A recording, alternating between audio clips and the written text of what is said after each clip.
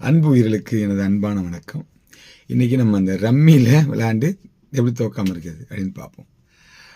ஒன்றும் இல்லைங்க, இந்த ஆசை தூக்கி நான் சொல்கிற இடத்த வச்சிங்கன்னா நீங்கள் வாழ்க்கையில் தோக்கவே மாட்டீங்க. சரி, அதுக்கு முன்னாடி இந்த ரம்மியை கண்டுபிடிச்சது யார்?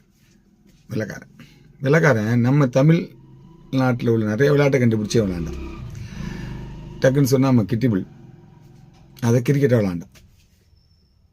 ஆனால் இன்னொன்று என்னென்னா, நம்ம விளாண்ட தாயம் விளாண்டோம்ல, அதை 4 பேருக்கு அந்த தாயத்தை அவன் கேரம் போர்டாக வச்சு விளாண்டான். சரிங்களா? அப்புறம் செஸ்ஸு ரொம்ப ஷார்ப்பாக இருக்கணும், ரொம்ப புத்தி பயங்கரமாக இருக்கணும், அதிக மூளை இருக்கணும். அது செஸ், அது கண்டுபிடிச்சான். எதுலேருந்து கண்டுபிடிச்சான்? நம்ம உட்காந்து விளையாண்ட ஆடு புலி ஆட்டம். ஆடு புலி ஆடை வெட்டும், ஆடு புளியை லாக் பண்ணும். இதுதான் அவன்ட்டான். அவன் என்ன பண்ணான்? தமிழ் தெரியாது, அதனால் அவன் பார்த்தான், நம்ம விளையாட்டை பார்த்தான். அவன் பாணியில் அவன் அதே விளாண்டான், வேறு மாதிரி வச்சு விளாண்டான். நம்ம என்ன பண்ணோம்? அவனதை எட்டி பார்த்தோம். இது நம்ம விளையாட்டை தான் அவன் புதுசாக வச்சு விளாட்றானா அப்படிங்கிறது நமக்கு தெரியல. அவன் விளாண்டுட்டு போகிறான், நம்ம பண்ண விளாண்டுருக்கலாம். டக்குன்னு என்ன பண்ணான்? அப்படியே தூக்கி கொண்டாந்து இங்கே வச்சு இதை தூக்கி இங்கே வெளில விட்டு வச்சுட்டு அவன் விளையாட்டான். அவன் நம்ம விளையாட்டை காப்பி அடித்து வேறு மாதிரி விளாண்டான். ஆனால் நம்ம அவன் விளையாட்டை அப்படியே கொண்டாந்து வச்சு விளாண்டுட்டு நம்ம விளையாட்டை விட்டு வச்சுட்டோம். அவன் நம்ம கலாச்சாரத்துக்கு எடுக்கல, நம்மளே நம்ம கலாச்சாரத்துக்கு எடுத்துட்டோம். சரிங்களா? இதுதான் ஆசை. அப்புறம் அந்த கபடியை போய் எட்டி பார்த்தான். அப்படி பார்த்துட்டே இருந்தான்.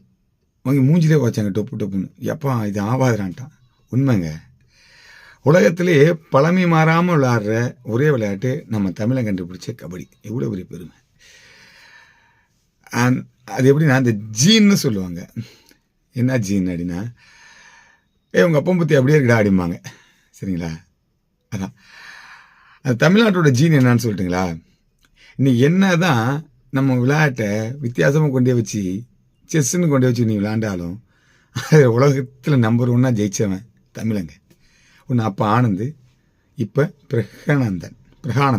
சரிங்களா? எவ்வளோ பெரிய பெருமை! சரியா, அதெல்லாம் இருக்கட்டும். இந்த ரம்மியை பற்றி சொல்லு அப்படின்றீங்களா? ஒன்றும் இல்லை, நீங்கள் காசு கட்டி ரம்மியில் காசு கட்டி விளையாடணுங்கிற இந்த ஆசையை தூக்கி ஓரமாக வச்சுட்டு பொழுதுபோக்காக விளையாண்டா நீங்கள் வாழ்க்கையில் தோக்கவே மாட்டீங்க. ஏங்க, நல்லா தெரிஞ்சுங்க, நான் இந்த ஆசை சொல்லலை, நான் ஃபஸ்ட்லேருந்து அதான் சொன்னேன். இந்த ஆசையை தூக்கி காசு கட்டி விளையாடணுங்கிற இந்த ஆசையை தூக்கி ஓரமாக வச்சுருங்க. அது ஒரு பொழுதுபோக்கு விளையாட்டு அப்படின்னு நினச்சி விளையாடுங்க. கண்டிப்பாக வாழ்க்கையில் நீங்கள் தோக்கவே மாட்டீங்க. சரிங்களா? அடுத்த வீடியோவில் கடவுளுக்கு என்ன பெயர் ஏன் வச்சாங்க பார்ப்போம். நன்றி, வணக்கம்.